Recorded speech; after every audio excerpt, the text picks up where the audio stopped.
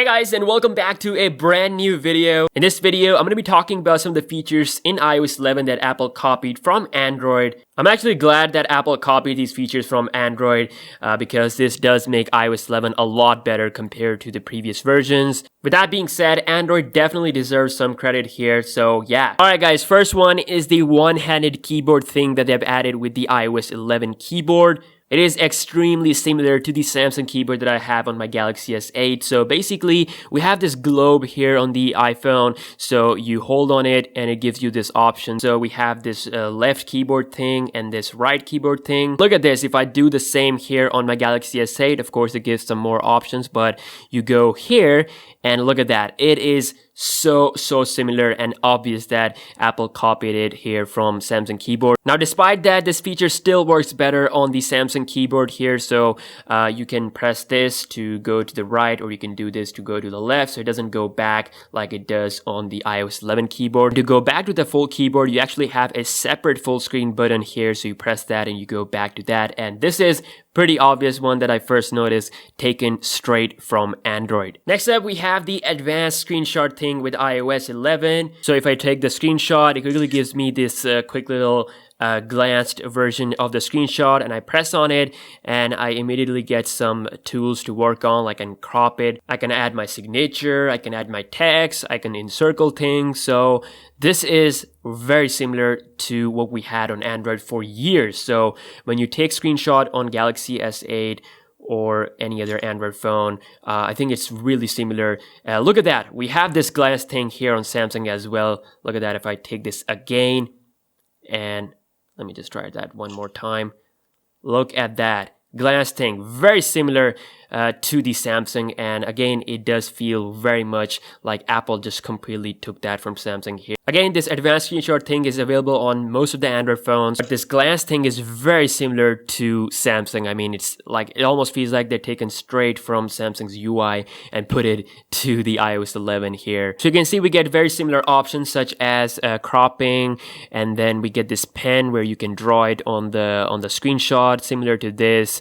And Apple has a bit of an advanced thing here called as signature, where you can add your signature. So if you have put some signature by default, it's going to add that immediately. So again, this is something, I think it's available since Jelly Bean days. I'm not exactly sure, but this is quite an old feature that is finally available on iOS 11. Next up is the customization of quick toggles, quick actions. In iOS 11 world, it's called as Control Center. So now iOS 11 allows you to add a lot more settings here, a lot more quick toggles here. So you can see I just filled this with features and features. And this is something we've been doing on Android phones for quite some time. So we have these three dots here. You go into button order, and there we go. You can basically add or remove features from this area. So if you want more features, you can just fill them up, or you can just remove them to make it more cleaner.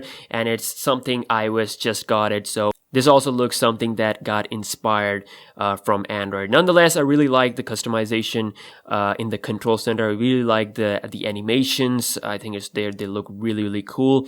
But yeah, something available on Android since a lot of years.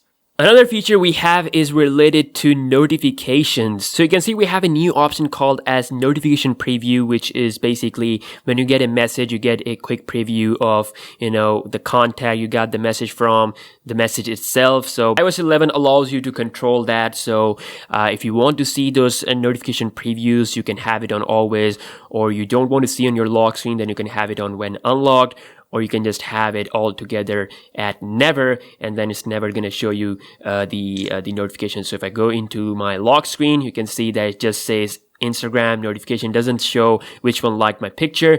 And this is very similar to Android. So as you can see, there's an option called as hide content. You do that, you don't get that information. You can see it's very similar, content hidden, but I still can see that this notification came from Twitter, then from Studio, Twitter, so YouTube. I can still see that, but I can't see the preview of the actual message. And again, this has been available on Android for quite some time. If I turn this off and have it on always, now you can see that both phones are showing the actual information of the notification on the lock screen. Next up is the new offload feature we have in the iOS 11. So basically iOS 11 allows you to delete the application while backing up the documents and data. So if I go into iMovie, you can see it says offload app, and this will delete the full size of application, but it'll keep the backup of my data. So if I offload this app, I have to reinstall it from their app store. And this is very similar to what we had on Android for years. So you go into your applications and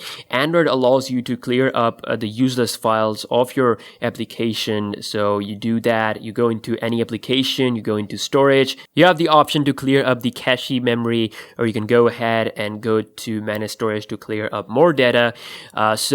This is again inspired from Android. Clearly you can see that you can completely offload an application. iOS has a little bit different implementation of this same thing, but the idea is pretty much the same, is to get rid of that useless thing you have on your phone. And last but not the least, we have the new screen recording feature with the Game Center. As you can see, it says screen recording right under the Game Center option. This is very similar to what we have on the Samsung Game Launcher. So the Game Launcher allows us to quickly record gameplays as well as taking screenshots. So if I just quickly go here, you can see it says screen recording. As you can see, the record button. Also have the screenshot option as well as the screen touch lock. So a bit more features there, but you can see the screen record option was first here with Samsung. I think it got in Marshmallow. I'm not exactly sure, but when Samsung debuted the Game Launcher, it has this option to record the footage. Also having the separate screen recording button in the control center or quick setting area is something that was available on Android for quite some time, especially Sony phones. And as you can see, I have a Samsung phone here that does have a record screen button, so I can just press that and it starts the recording. Very much similar to the iPhone running the iOS 11. And I have this separate stop button for the Galaxy phone to stop the recording. And from that, you can go ahead and visit the photos or gallery of your phone and the video will be saved there. So that's it, guys. These were some of the features that were inspired or copied or taken from Android, whatever you want to say, from Samsung particularly, because a lot of features are similar here with Samsung Galaxy S8 or as different Samsung phones. So let me know what's your favorite feature is on iOS 11. If you agree with this video, give this video a thumbs up. And if you're new to the channel, then why not click the subscribe button down below. And yeah, I'll see you guys in the next one. Peace.